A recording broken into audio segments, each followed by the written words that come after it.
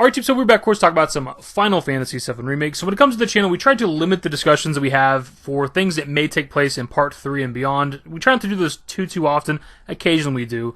And I came across a post over on Reddit the last day or so of somebody talking about the Knights of the Round Summon, and I figured I want to talk about it as well, because this is actually something I hadn't even thought of, because the summon mechanics in 7 Remake are somewhat unique. They're kind of similar to like 10 and 12, where the summon actually fights alongside you, but when it comes to 7 Remake, however, the mechanic is a little bit different because you still get to keep your entire party, which in a lot of ways can be an advantage because you're getting that additional party member, a 4th party member in most cases, maybe sometimes a 5th if you happen to have a guest with your party. And if you're asking somebody to name a summon from Final Fantasy VII, more often than not, they're probably going to name Knights of the Round, or Knights of the Round is what I call them a lot of times, which I'll probably call them that multiple times throughout this video, but it's such a unique summon, it's specific to FF7, the FMV is long as shit. I say exclusive to 7, but it is also in Final Fantasy XIV as like a boss fight, but so are a lot of things from FF7 and probably other Final Fantasy games. You can find like all the weapon enemies, for example. So for a lot of people, this is one of the main summons we're looking forward to when it comes to the Remake project. We probably won't see it until Game 3 or later, maybe even before then. They could maybe somehow incorporate it into Part 2, but I would be super surprised, because it's the strongest summon in the game by far.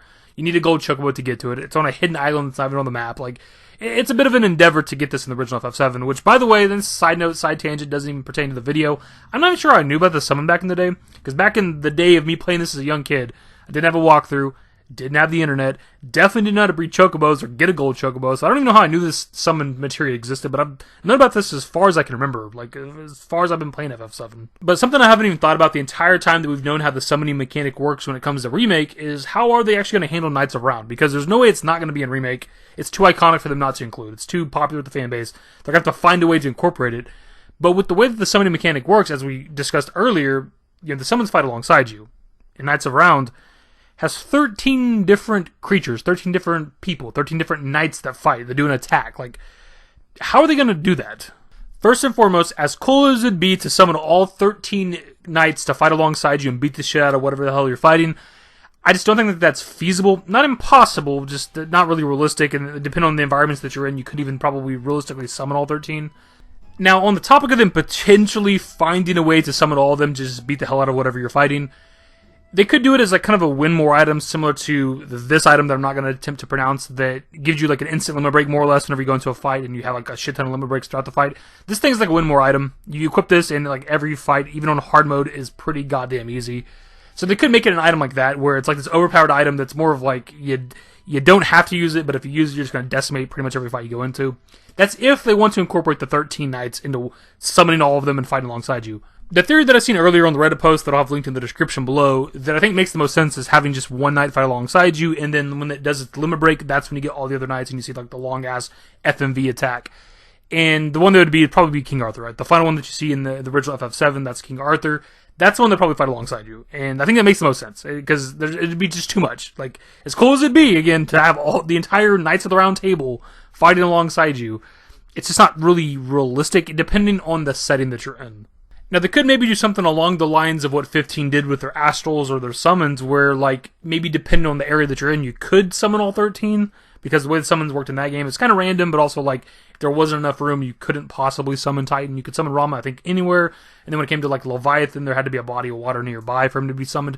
So essentially, if there is like enough room, maybe they could have all 13 summon alongside you to fight. Maybe it's like a random thing too, even if you have enough room. It doesn't always guarantee it. It could be something that's like a super low ratio. Something like, Odin's like instant kill attacks, stuff like that. I don't know. Just an idea. Just don't think it's going to happen. So without ever having really given it a thought until today, like, I think what makes the most sense is like having just King Arthur fight alongside you solo, give him his own abilities and shit like that, and then, of course, bring out everybody else during the limit break. I'm kind of curious how they're going to handle it, though. For one, I wonder how we're going to get Knights of Round, because it has to be in the game. Is it going to be the same method, or are they going to give it to us in a different way?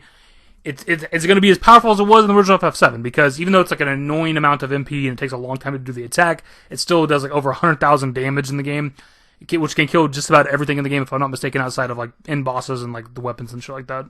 Also, something I'm kind of curious about is how he's going to be like in battle, because if you look back at that cutscene from earlier, like King Arthur is massive, dude. He towers over, say, for Sephiroth. Is he just going to be stomping around the battlefield 100 feet tall, or like are they going to scale him down a bit? We also have the possibility that by the time that we see these guys, Game 3 or later potentially, The summon mechanic could change. Now, I don't know how they would do that, but they've talked about incorporating new things when it comes to the battle system and stuff like that. So maybe they changed the summon mechanic. Maybe you can equip more than one summon. I don't exactly know. My biggest complaint with the summoning system when it comes to Remake, it's not really a big deal, but it's just that we didn't get to like level the summon materia. It's kind of weird that we were given a summon materia and it's already max level. That's just kind of strange. You don't get any other materia like that in the game. I don't know why they did it with summons. And going back to what I said earlier about acquiring them in a potentially different way, as of right now, we have no idea if chocobo breeding is even going to be a part of Final Fantasy VII Remake. And if that is the case, then we would have to acquire them in a different way, because you had to get a gold chocobo to go to Round Island to get the Knights of Round materia. And if we can't make a gold chocobo in this game, maybe you can acquire one a different way from not breeding. Maybe you can buy one or do some side questing or whatever to acquire gold chocobo. That is a possibility, I'm sure. But generally speaking, without chocobo breeding, I would assume we'd have to get Knights of Round in a different way, but it would suck to miss out on like that, what should be a pretty in-depth sort of like side quest, side content type of stuff, and then also the hidden island. Like it's really cool. Something else too that I came across on the Wikipedia that is something I've heard before but completely forgot about is a theory about that the Knights of Round are actually the Cetra that sealed away Genova. So we have this part here that says, when asked whether the Knights of the Round in Final Fantasy VII are the Cetra that sealed away Genova 2,000 years ago, director Yoshinori Kitase answered, "Everyone's thinking too deeply, reading between the lines too much. That makes it difficult because if you think about it that way, we might have to make it that way. That's definitely not true." Now, that quote from Kitase came from a 2017 interview with Kotaku where Jason Schreier asked Kitase about a bunch of different fan theories with the series, and he, approved or disproved them, whatever the case. So at least as of 2017, he was saying that that wasn't the case. But again, if we think that way, they might make it that way. So it is possible that they can incorporate that into the 7 Remake story, which I would absolutely love. I'm always going to be on board for them adding more lore to the FF7 compilation, and if they make a fan theory true, that shit's even cooler. I think it'd be awesome that Knights of Round are the Cetra that sealed away Genova. That gives more backstory in the Cetra, which I'm always for. More backstory on Genova, always for that shit as well. And then if you give some like lore to the summons in the game, specifically Knights of Round, like dude, every bit of that. I want that. It also helped to explain why they're so strong, like by far the most powerful summon in the game, if they were able to defeat and seal away Genova all that time ago. Plus, I've never really been a fan of there not being some sort of backstory to the summons in this game, because there should be. I mean, they're materia, they're made up of Maka, which is Livestream, which Livestream is like the spirits of people, right? So there should be some sort of backstory to them. There should be something from the past, no different than like Aeons and Faith and stuff like that in Final Fantasy X. Essentially, they're souls of people or living creatures or whatever the case. There should be some sort of goddamn lore for them. It's just ridiculous that there isn't, and Remake could remedy that, at least with some of the summons. But my dudes, that is where we're going to wrap up the video. So, of course, pass off to you guys. Knights of Round, one of the most iconic summons, probably in the entire franchise. If you're not talking about the ones that have been in like every game, like Ifrit and Shiva and stuff like that. Just like standalone in only their game. Knights of Round is pretty iconic. It's got to be in the Remake compilation, project, whatever, at some point. How do you think they're going to handle it? Are we going to get to fight with all 13 of them? As cool as that'd fucking be? Or is this going to be one at a time? Also, how do you think we're going to acquire Knights of Round? Because as it stands right now with the Remake project, we've acquired every single summon in a different way, because there were no goddamn summons when it came to Midgard. So every summon we got now is very different from the original FF7, so it seems like we'd get it in a different way, but if we are going to get it in a similar way, that would then have to mean that there's like world traveling and be able to travel across the ocean and chocobo breeding and gold chocobos and all that shit. It proves a lot of stuff if we get in a similar way. So how do you think we're going to acquire it? Anyway, my dudes, that's going to be the video. Hopefully you enjoyed it. If you did, give it a thumbs up, subscribe to the channel if you guys are anyone today more Final Fantasy VII Remake content. Turn on notifications, follow me on Twitter, YT, and my Discord, links to the networks are in the description and in the outro. Later, guys.